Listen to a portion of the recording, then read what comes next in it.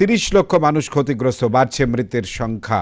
এখনো পর্যন্ত বন্যায় মারা গিয়েছেন ১৫৯ জন, তাদের মধ্যে ১৪১ জন জলে ডুবে মারা গিয়েছেন। ধসের জন্য ধ্বংসস্তূপ চাপা পড়ে মারা গিয়েছেন ১৮ জন। আপনারা দেখছেন বন্যা বিধ্বস্ত অসমের ছবি, অসহায় মানুষের ছবি। আমরা কথা বলবো আমাদের সাংবাদিক সুচারু মিত্রের সঙ্গে। সুচারু, অসমের বন্যা পরিস্থিতির কি আপডেট রয়েছে জানাও। দেখো, এখনো বহু গ্রাম একেবারে জলের তলায়, এবং যেটা জানা যাচ্ছে যে অসমে প্রায় ৩০ লক্ষ মানুষ এখনো এফেক্টেড, বিপর্যস্ত পরিস্থিতির মধ্যে রয়েছে। লাগাতার বর্ষণ এবং ৩ সপ্তাহ ধরে যে বৃষ্টি, সেই বৃষ্টির ফলে অসমের প্রায় ৯০% এলাকা জলমগ্ন। রেল যোগাযোগ একেবারে বিচ্ছিন্ন হয়ে পড়েছে, সড়ক যোগাযোগ ব্যবস্থাও একেবারে ভালো নয়। এরই মাঝে ১৫৯ জনের মৃত্যু হয়েছে বলে যাচ্ছে, এবং এর মধ্যে যেমন জলে ডুবে মৃত্যু রয়েছে, একে সঙ্গে ধস, আসামের বিভিন্ন জায়গায় ধস নামতে শুরু করেছে।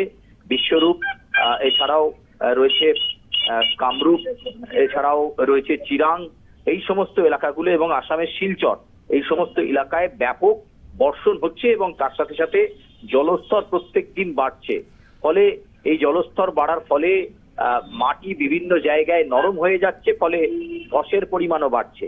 এবং এই পরিস্থিতিতে প্রায় ১০০০টি ফ্লাড সেন্টার এই মুহূর্তে কাজ করছে আসামে, কিন্তু ৩ সপ্তাহ হয়ে গেল আসামের দুর্যোগ পরিস্থিতি কাটার এখনো কোনো সম্ভাবনা নেই। নতুন করে বৃষ্টির সম্ভাবনার কথা শোনানো হচ্ছে এবং তাতেই চিন্তা বাড়ছে যে বৃষ্টির পরিমাণ যদি আরো বাড়ে, তাহলে আসামের যে সমস্ত এলাকায় কিছুটা হলেও ড্রেনেজ সিস্টেমের মাধ্যমে বা নিকাশির মাধ্যমে যে কারণে জলটা বার করা গিয়েছিল, সেই জায়গায় নতুন করে জলমগ্ন হয়ে পড়লে আরো মানুষ বিপদসংকুল পরিস্থিতির মধ্যে পড়ে যাবে।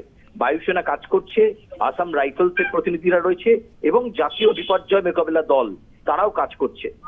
যুদ্ধকালীন পরিস্থিতিতে উদ্ধার কার্য চলছে, কিন্তু এখনো ৩০ লক্ষ মানুষ বিপর্যস্ত পরিস্থিতির মধ্যে রয়েছে। তবে ফ্লাড সেন্টার গুলোতে একেবারে মানুষজন ভর্তি রয়েছেন, তাদেরকে খাবার সরবরাহ করার কাজ অসম প্রশাসন করছে।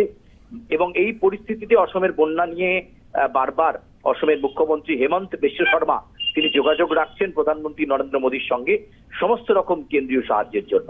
ভাস্করদা, ধন্যবাদ সুচারু। আমরা কথা বলছিলাম আমাদের সাংবাদিক সুচারু মিত্রের সঙ্গে। অসমে বন্যা পরিস্থিতির ক্রমশ অবনতি, টানা বর্ষণের জেরে বিপর্যস্ত ২৫ জেলার ২৬০৮টি গ্রাম, সেখানে ৩০ লক্ষ মানুষ ক্ষতিগ্রস্ত, বাড়ছে মৃতের সংখ্যা। এখনো পর্যন্ত বন্যায় মারা গিয়েছেন ১৫৯ জন, তাদের মধ্যে ১৪১ জন জলে ডুবে মারা গিয়েছেন। ধসের জন্য ধ্বংসস্তূপ চাপা পড়ে মারা গিয়েছেন ১৮ জন।